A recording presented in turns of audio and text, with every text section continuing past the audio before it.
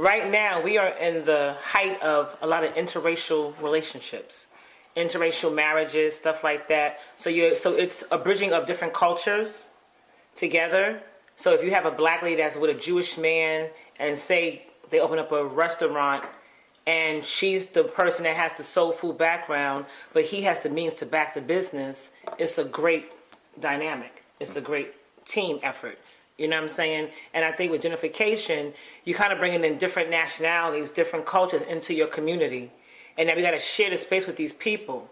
And then it goes back to, like, I'm from Harlem, born and raised. And even we went through a whole gentrification process.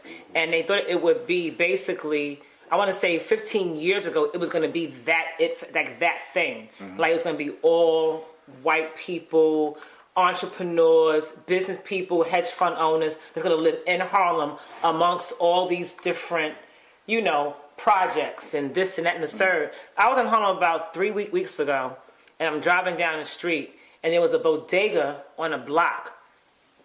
All that's knocked down, and they're building a high-rise building, condos, right there on 8th Avenue, central of Harlem. Mm-hmm. And I started seeing all these white people with dogs walking outside. The whole culture's changing. Like, it's changing. Like, and so we have to actually still put our foot down because they're trying to push us out.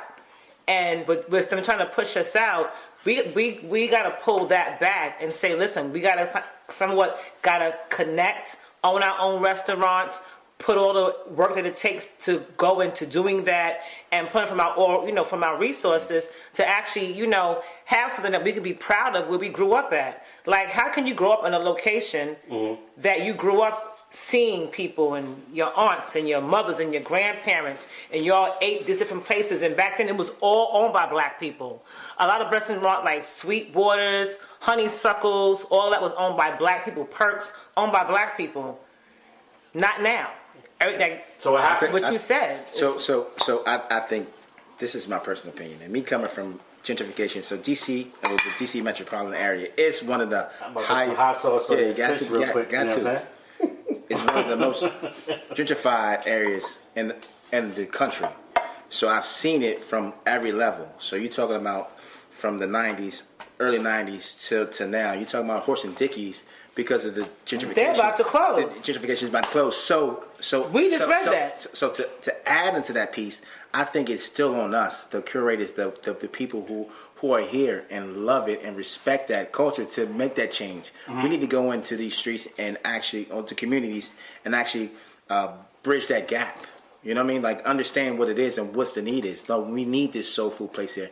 And actually the people that come from the area that's gentrified, that's coming in here because they want a job, they want a new opportunity. They only come here for opportunity and chance. They're not coming here because it's some structurally thing. But but so those people are still looking for an experience of the food and the culture, the DC culture. What like New York? Like, if I go to New York, I'm like, listen, what's the cuisine? What am I doing? What am I eating? Where am I going? I'm looking for suggestions. So that's the same. It's kind of like the same thing. Yeah. My beef with gentrification, in terms of the culinary business, you know what I'm saying, is that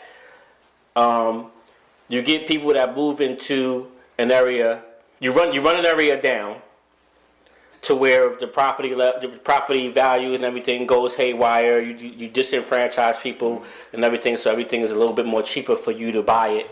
You come in, you buy it, and people, of other ethnicities are attracted to the fact that, okay, I'm going to live in a place that used to be a drug strip or whatever, and they've revitalized it or whatever. Then you come in and they're like, okay, you don't want the Vichy schwa and all the French, cuisine. You want.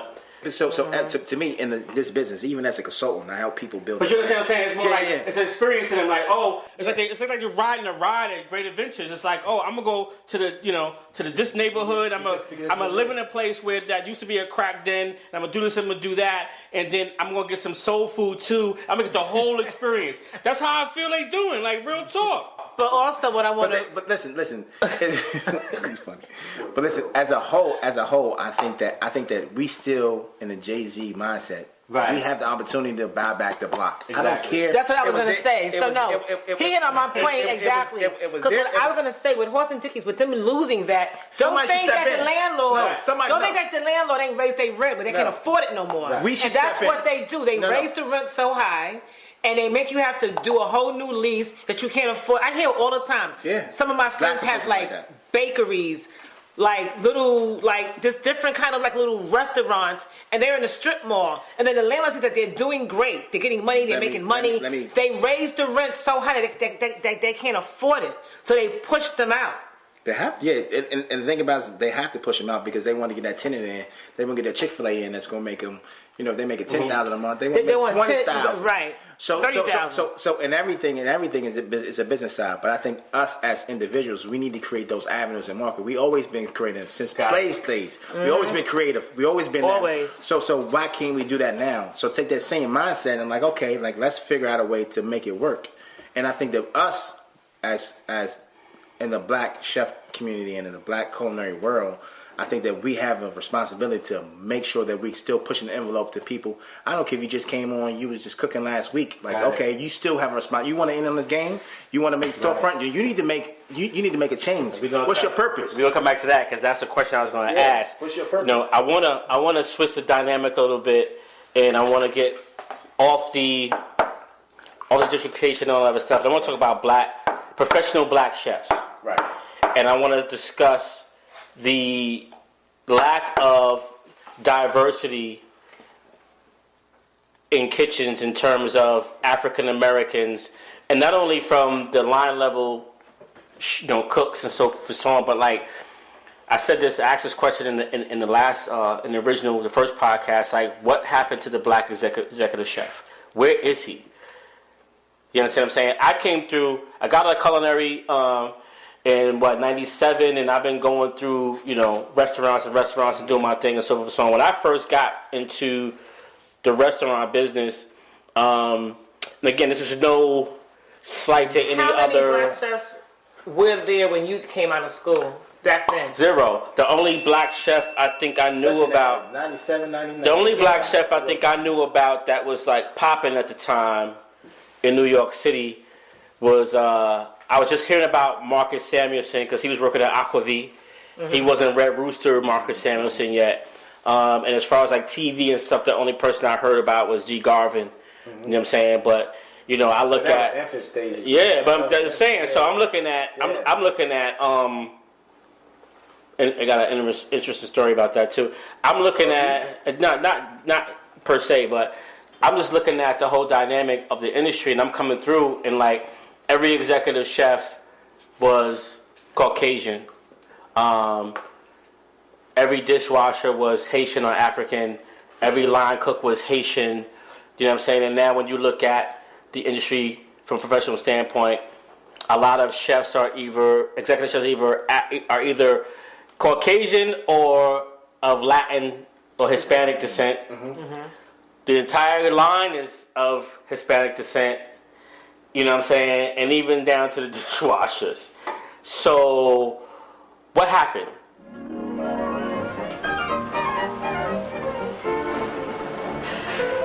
In the kitchen, there are mountains of dishes to be washed.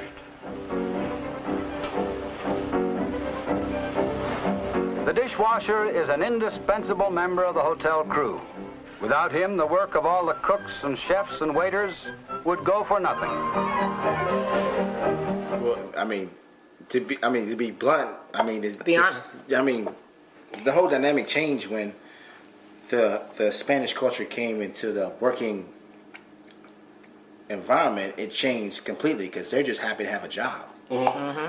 For us, we were just we can have a job, we can go do whatever we want to do. But I think that's one mindset, and I think the other mindset is just one of those things where oh, it's okay.